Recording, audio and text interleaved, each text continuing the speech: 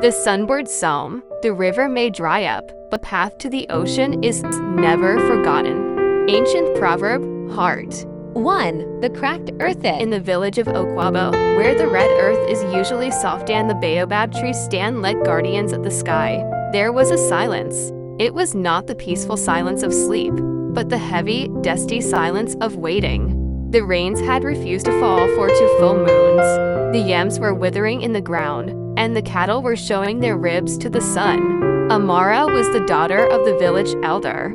She was known not just for her beauty, which was like the polished ebony of the night sky, but for her laughter, which sounded like rain on a tin roof, a sound the villagers desperately missed. Her heart, however, belonged to Elikum. Elikum was not a wealthy man with many cattle. He was a woodcarver. His hands, rough and scarred, could coax a lion out of a dead log or make up a bird that looked as if it were about to take flight. One evening, under the pale, heat-hazed moon, Amara met Elikum by the dry riverbed. "My father speaks of the bride price," Amara whispered, her eyes filled with worrying. "The wealthy merchant from the north, Kwesi, has offered 10 fat cows, even in this drought. He says he can bring water wagons if I become his wife."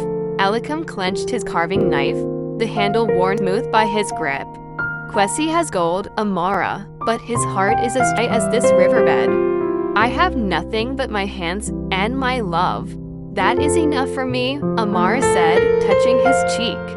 "But the village is dying, Elikum. My father thinks of the people." The next morning, the village elder summoned the men.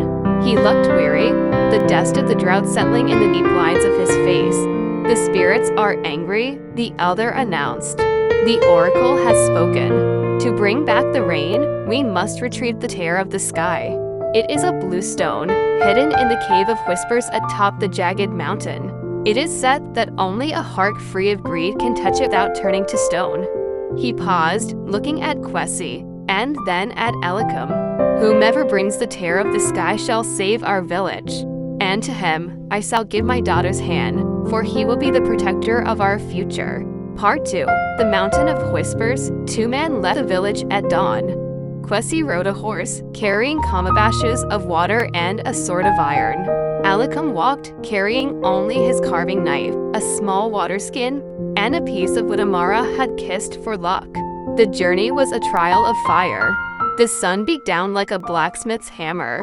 By the 3rd day, the savannah gave way to the sharp rocks of the jagged mountain. Kwesi, eager to prove his strength, rode hard. When he encountered a lion blocking the path, he drew his sword and fought. He won, but his horse ran off, and he was left wounded and angry. He consumed his water quickly, cursing the heat. Elikum, traveling behind, found the lion wounded. Instead of passing, he stopped. He used his remaining water to wash the beast's wound and spoke to it softly, as he did to the wood he carved. "We are all children of the same earth," he whispered. The lion, sensing no threat, limped away, leaving the path clear. Higher up, the air grew thin and cold. At the entrance of the Cave of Whispers, an old woman sat, shivering in rags. Kwesi arrived first. "Out of my way, hag," he shouted, pushing past her. "I am here for the stone." Hours later, Elikum arrived, his lips cracked and his legs trembling. He saw the woman shivering.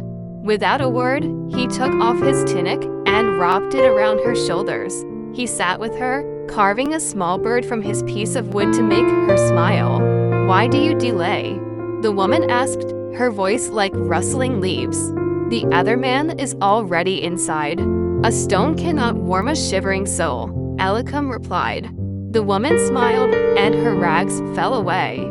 She was no beggar, but a spirit of the mountain. Enter woodcarver. The path is not made of stone, but of intent. Part 3. The Stone and the Rain.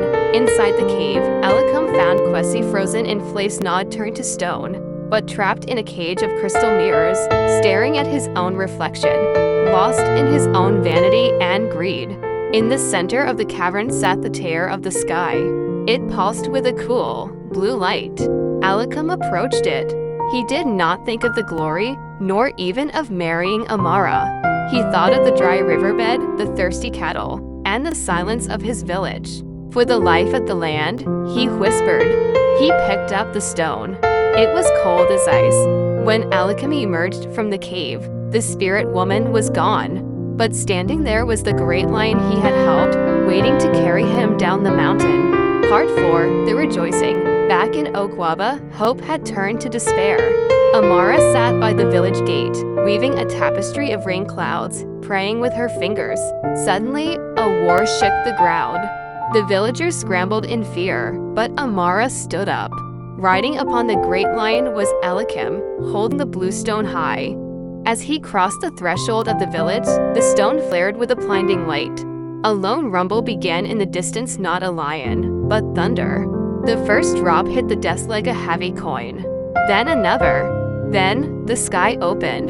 People ran out of their huts, laughing, crying, turning their faces to the heavens. The red earth turned dark and rich. The dry riverbed began to fill with a joyous, rushing sound.